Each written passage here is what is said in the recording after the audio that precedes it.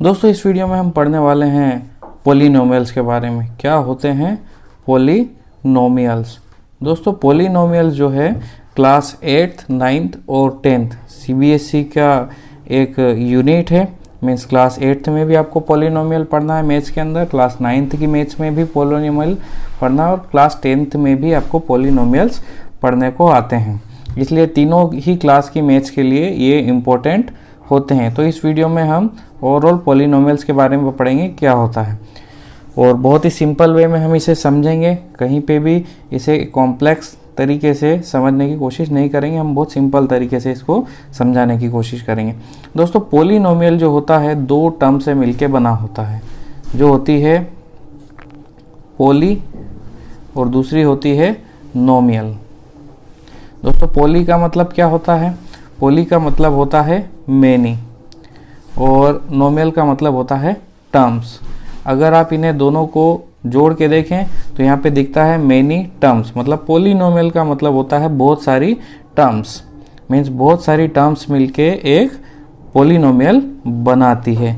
अब यहाँ पे दोस्तों टर्म्स का मतलब क्या होता है, हम क्या समझे, टर्म्स को कैसे समझे? तो जो दोस्तों टर्म्स होती है वो होती है नॉन वेरिएबल प्लस के साथ वेरिएबल का प्रोडक्ट। तो वेरिएबल को जब नॉन वेरिएबल के साथ मल्टीप्लाई करेंगे या फिर नॉन वेरिएबल का वेरिएबल के साथ प्रोडक्ट ही क्या होती है?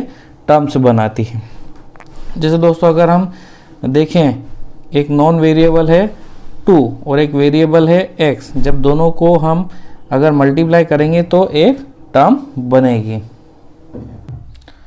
तो दोस्तों टर्म्स क्या होती है? टर्म जो होती है वो नॉन वेरिएबल का वेरिएबल के साथ प्रोडक्ट होता है। जब एक नॉन वेरिएबल को वेरिएबल के साथ मल्टीप्लाई किया जाता है तो एक टर्म बनती है। यहाँ पर नॉन वेरिएबल क्या होता है दोस्तों? नॉन वेरिएबल क्या होता है दोस्तों, और यहाँ पर वेरिएबल क्या होता है इसे हम समझते हैं। वेरिएबल दोस्तों अगर वेरिएबल को स्प्लिट करें तो हम पाएंगे कि यहाँ पर दो टर्म्स हमें दिखाई देगी, वेरी प्लस एबल। वेरी का मतलब होता है चेंज, मीन्स जो टर्म्स चेंजेबल हो उसे हम वेरिएबल कहते हैं। मीन्स जो वैल्यू चेंज होती हो, जैसे x की वैल्यू हम देखते हैं दोस्तों, किसी क्वेश्चन में x की वैल्यू 1 आती है, किसी में 2 आती है, किसी में 3 आती है। तो वो जो वैल्यू है x की वो बार बार चेंज होती रहती है, इसलिए वो वेरिएबल होती है, वो चेंजेबल होती है। मीन्स यहाँ पर जितने भी अल्फ़ाबेट्स हैं उन्हें हम वेरिएबल कहते हैं, अल्फ़ाबेट्स। जैसे हो गया A B C X Y Z, इन्हें हम क्या कहते हैं? वेरिएबल, क्योंकि इनकी वैल्यू हर क्वेश्चन में चेंज होती रहती है। तो दोस्तों वेरिएबल क्या हो गया? वेरिएबल को अगर स्प्लिट करें तो वेरी प्लस एबल होता है। मीन्स वेरी का मतलब होता है चेंज, मीन्स जो वैल्यू चेंज होती रहती है, मीन्स जो वैल्यू चेंजेबल हो उसे कहते हैं, उसे हम कहेंगे वेरिएबल। और दोस्तों नॉन वेरिएबल मीन्स जो वैल्यू चेंज नहीं होती है, मीन्स जो वैल्यू फिक्स है उसे हम नॉन वेरिएबल कहेंगे, या फिर कहें जो वैल्यू कांस्टेंट होती है उसे हम क्या कहेंगे? नॉन वेरिएबल होंगे। इसमें जितने भी नंबर्स आते हैं उन नंबर्स को, सभी नंबर्स को हम क्या कहेंगे? नॉन वेरिएबल कहेंगे। जैसे 1 2 3 एंड सो ऑन। तो दोस्तों पॉलिनोमियल देखा हमने। पॉलिनोमियल क्या होता है? अगर इसे स्प्लिट करें तो पॉली और नोमियल दो टर्म्स में ये स्प्लिट होता है। तो यहाँ पॉली का मतलब होता है मेनी, नोमियल का मतलब होता है टर्म्स। अब टर्म्स क्या होती है? यहाँ पर मेनी टर्म्स होता है। पॉलिनोमियल का मतलब हो गया मेनी टर्म्स। अब यहाँ पर टर्म्स क्या होती है? टर्म्स जो होती है वो नॉन वेरिएबल और वेरिएबल का प्रोडक्ट होती है। और नॉन वेरिएबल क्या होता है? वेरिएबल क्या होता है? वेरिएबल मतलब जो वेरी करे, वेरी प्लस एबल। वेरी करे मतलब जो चेंज हो सके, जो इसकी वैल्यू बार बार चेंज होती है, चेंजेबल होती है, उसे कहते हैं वेरिएबल। सारे अल्फ़ाबेट्स वेरिएबल होते हैं। और नॉन वेरिएबल को देखें तो नॉन वेरिएबल में हमारे पास जो है वो वैल्यूज़ आएगी जो फिक्स होती है, जो कांस्टेंट होती है, जो चेंज नहीं होती। जितने भी नंबर्स होती है या जितने भी नंबर्स होते हैं वो नॉन वेरिएबल होते हैं। जैसे 1 की वैल्यू हमेशा 1 ही रहती है, 2 की वैल्यू हमेशा 2 ही रहती है। तो चलिए दोस्तों अब हम पढ़ते हैं थोड़ा सा टर्म्स के बारे में। टर्म्स क्या होती है? वेरिएबल में जो एक यूज़ होती है टर्म, टर्म क्या होती है?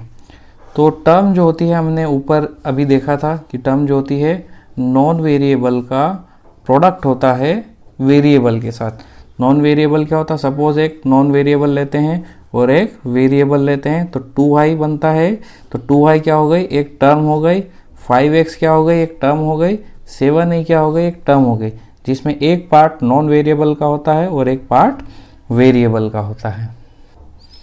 दोस्तों अब अगर आप पूछेंगे कि क्या 5 केवल 5 लिखे तो क्या वो एक टर्म होगी, तो जी हाँ दोस्तों, वो भी एक टर्म होगी, क्योंकि 5 को हम लिख सकते हैं 5x की पावर 0। मीन्स यहाँ पर x की पावर 0 क्या हो गया, एक मीन्स क्या, x की पावर 0 की वैल्यू कितनी होती है दोस्तों, हमेशा 1 होती है। बट यहाँ पर x एक वेरिएबल हो जाता है। किसी भी वैल्यू की पावर अगर आप 0 रख दोगे तो उसकी वैल्यू क्या हो जाती है, 1 हो जाती है। तो यहाँ पर हमें इसे एक टर्म के रूप में देख सकते हैं।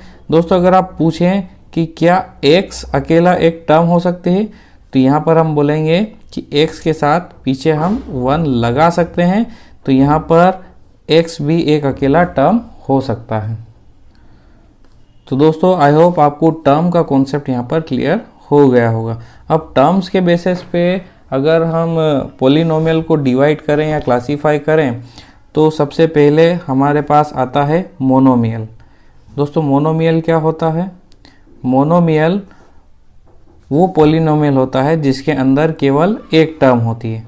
जैसे अगर हम देखें तो 2x एक मोनोमियल है, 5a एक मोनोमियल है, 6b एक मोनोमियल है। मीन्स मोनोमियल ऐसे पॉलिनोमियल है जिसमें केवल एक ही टर्म्स होती है। दूसरा हम देखें बाइनोमियल, तो बाइनोमियल क्या होता है दोस्तों, बाइनोमियल वो पॉलिनोमियल होता है जिसके अंदर दो टर्म्स होती है। जैसे 5x प्लस 3y और 6x माइनस 2a। यहाँ पर आप देख सकते हैं दो टर्म्स हमारे पास है इस पॉलिनोमियल के अंदर। तो बाइनोमियल क्या होता है दोस्तों, जिसके अंदर दो टर्म्स होती है कम से कम। और फिर हम ट्राइनोमियल के बारे में देखते हैं। तो ट्राइनोमियल क्या होगा, ट्राइनोमियल जो होता है उसके अंदर तीन टर्म्स होती है। इसी टाइप से हम और इसे आगे क्लासीफाई कर सकते हैं टर्म्स के बेसिस पे। बट नॉर्मली दोस्तों जब दो या दो से ज़्यादा टर्म हो, जब दो या दो से ज़्यादा टर्म हो तो उसे हम पॉलिनोमियल कहते हैं। ओके, चलिए दोस्तों अब आगे बढ़ते हैं अगले क्वेश्चन की तरफ। चलिए दोस्तों अब हम पढ़ते हैं डिग्री ऑफ पॉलिनोमियल के बारे में। क्या होता है डिग्री ऑफ पॉलिनोमियल। दोस्तों जो डिग्री ऑफ पॉलिनोमियल होता है वो पॉलिनोमियल की मैक्सिमम पावर होती है। मीन्स पॉलिनोमियल के अंदर अगर एक से ज़्यादा, ये यूँ कहें कि पॉलिनोमियल के अंदर जो वेरिएबल्स होते हैं उनकी जो मैक्सिमम पावर होती है उसी को हम डिग्री ऑफ पॉलिनोमियल बोलते हैं। जैसे अगर मैं लिखूँ 2x की पावर 2 प्लस 5x प्लस 3, तो दोस्तों यहाँ पर वेरिएबल हो गया हमारा x और x की मैक्सिमम पावर है 2, तो ये 2 डिग्री का पॉलिनोमियल हो जाता है। सपोज अगर मैं लिखता हूँ 3x प्लस 2, तो यहाँ पर मेरे पास जो वेरिएबल है, हमारे पास जो वेरिएबल है वो x है और उसकी मैक्सिमम पावर क्या है, 1 है।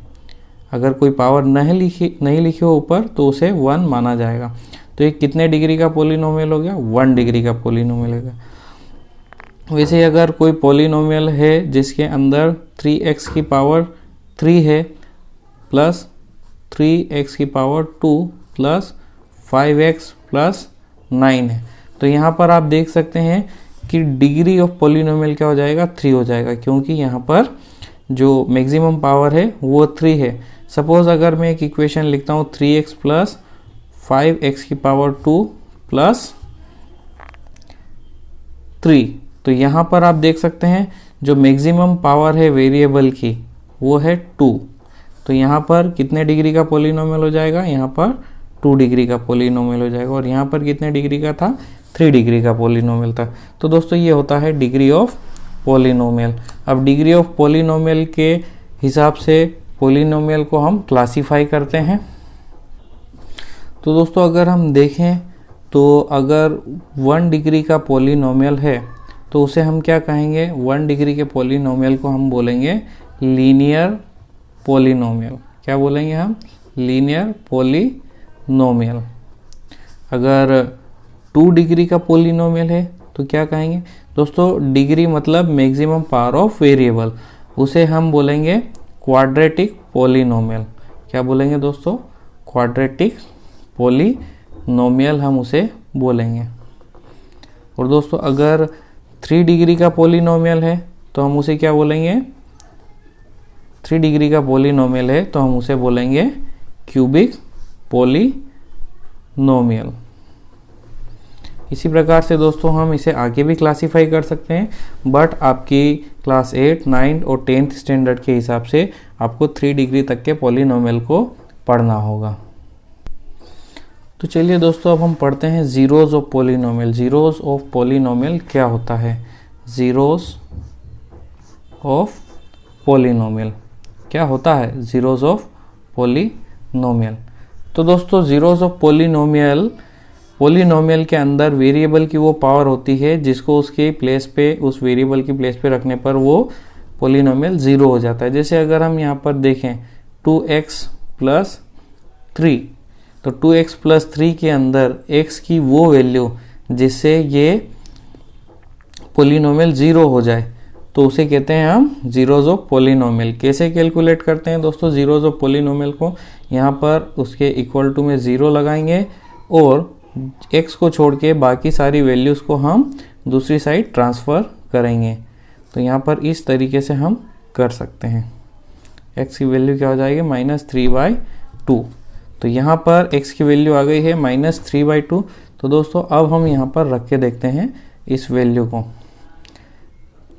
x के स्थान पर हम रखेंगे -3/2 + 3।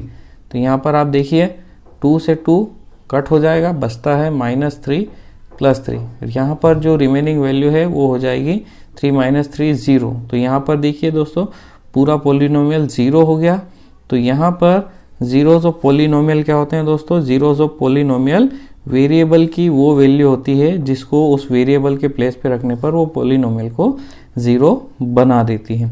अब दोस्तों जीरोज ऑफ पॉलिनोमियल और डिग्री में क्या रिलेशन है, तो जितने डिग्री का पॉलिनोमियल होगा दोस्तों ध्यान रखिएगा, जितने डिग्री का पॉलिनोमियल होगा वहाँ पर उतने ही जीरोस उसके आप फाइंड आउट कर सकते हैं। जैसे अगर 2 डिग्री का पॉलिनोमियल है तो 2 जीरोस होंगे, अगर 1 डिग्री का पॉलिनोमियल है तो उसके पास एक ही ज़ीरो होगा, और अगर 2 डिग्री का पॉलिनोमियल है तो 2 जीरोस होंगे, 3 डिग्री का पॉलिनोमियल है तो उसके 3 जीरोस होंगे। दोस्तों आपने 8, 9, 10th में इसके बारे में पढ़ा होगा और आपको अब ये कॉन्सेप्ट जो है और अच्छे से क्लियर हो गया होगा। तो दोस्तों आई होप आपको ये पॉलिनोमियल समझ में आ गया होगा कि पॉलिनोमियल क्या होते हैं। ये एक बहुत ही इम्पोर्टेंट टॉपिक है क्लास 8, 9th और 10th की मैथ्स का। वहाँ पर आपको पॉलिनोमियल्स के बेसिक के बारे में हमने आपको जानकारी दे दी है इस वीडियो में। आगे और भी क्लास 8, 9, 10 से हम पॉलिनोमियल के क्वेश्चंस को उठा करके और आपको यहाँ पर सॉल्व करके बताएंगे और आपकी प्रिपरेशन को और अच्छे से करेंगे।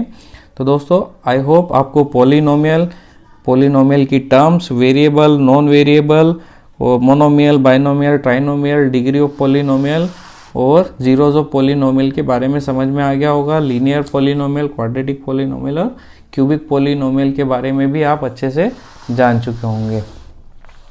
तो दोस्तों आज के वीडियो में इतना ही।